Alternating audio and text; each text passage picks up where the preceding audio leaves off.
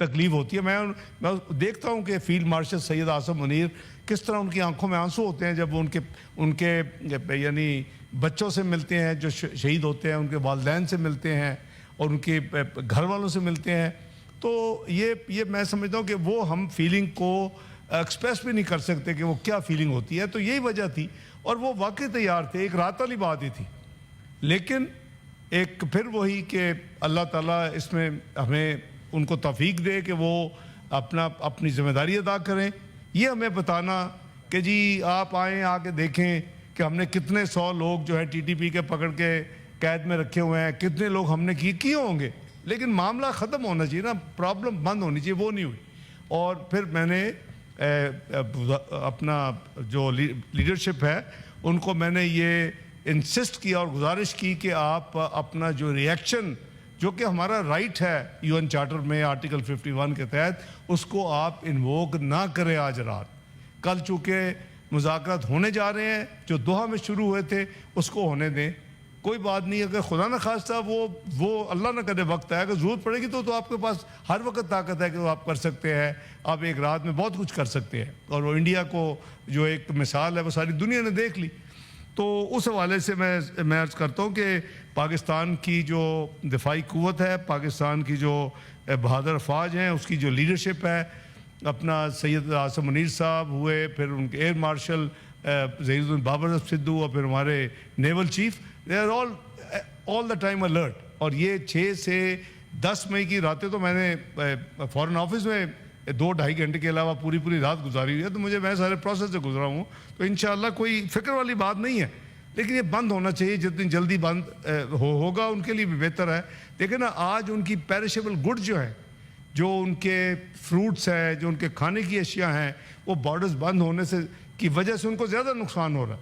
لیکن پھر وہ کچھ کرے نا, اس کے لیے کچھ کرے. ہم نے تو جو کچھ وعدے کیے تھے کیے. مجھے وزیر اعظم خود نے, جب میں جولائی میں گیا تو انہوں نے کہا جی کہ آپ نے جو کچھ کہا جا کے کیا, یہ ہمارے لیے بہت ہی تسلی کی بات ہے, اطمینان کی بات. اور اس کا نتیجے میں ہم نے جو 2.5 سال سے لگے ہوئے تھے کہ ازبکستان اور پاکستان ریلوے لنک کے ذریعے پلان ہو جائے, ریلوے لنک سے ذریعے رابطہ ہمارا ہو جائے افغانستان کے ذریعے, وہ اس دن اس کا نتیجہ تھا کہ فیصلہ ہو گیا. جہاں تک کچھ نوان وزیر صاحب چلے گئے ہیں, انہوں نے یہ بات صحیح ہے کہ یہ 35-40 سال کا خمیازہ بھگت رہے ہیں, یہ بات صحیح ہے, یہ ون آف نہیں ہے. لیکن جب بھی ہم اس کو ٹھیک کرتے ہیں پھر وہ جو ریورس نہیں ہونا چاہیے. میری جو ایمفیسس تھا کہ ٹھیک ہے وہ 35-40 سال سے شروع ہوا ہے, اور یہ کرتے ہم یہاں پہنچے ہیں. یہاں نہ ڈرگ کلچر تھا, نہ یہاں کلاشنکوف کلچر تھا, نہ یہاں جو ہم دیکھ رہے ہیں جو پرابلمز وہ تھیں.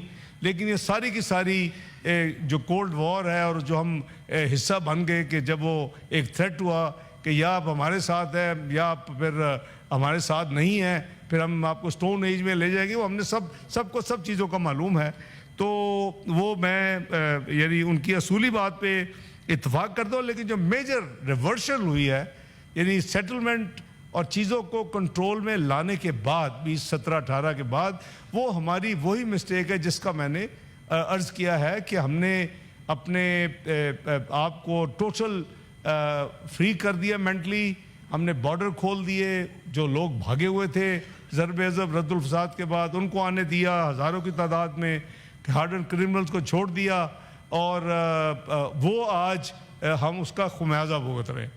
بہرحال اٹس نیور ٹو لیٹ. ہم کوشش کر رہے ہیں, پاکستان حکومت کی, آرمڈ فورسز کی, پرائم منسٹر کی, فیلڈ مارشل کی, ایئر چیف کی, نیول چیف, سب کی ایک ریزالو ہے کہ ہم نے اس مینس کو اس ملک سے ختم کرنا ہے. اگر یہ نہیں کریں گے تو پھر دیکھیں, آج آپ نیوکلیر قوت بھی ہیں جناب چیئرمین, آج آپ ایک میزائلی قوت بھی ہیں الحمدللہ.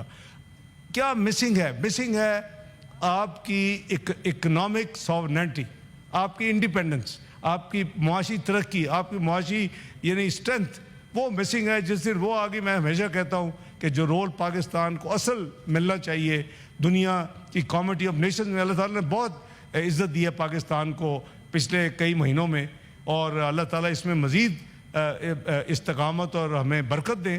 لیکن ہمیں معاشی طور کے اوپر اپنے پاؤں پہ کھڑا ہونے کے لیے جو محنت کرنی ہے, اس کے لیے میں سمجھتا ہوں کہ بہت ہی ہماری ضرورت ہے. اس کے اوپر بھرپور کام ہو رہا ہے. बिल्कुल कुमार साहब ने सही कहा कि इंडिया जो है उसकी कोशिश होती है कि जी पाकिस्तान अफगानिस्तान में तनाव रहे।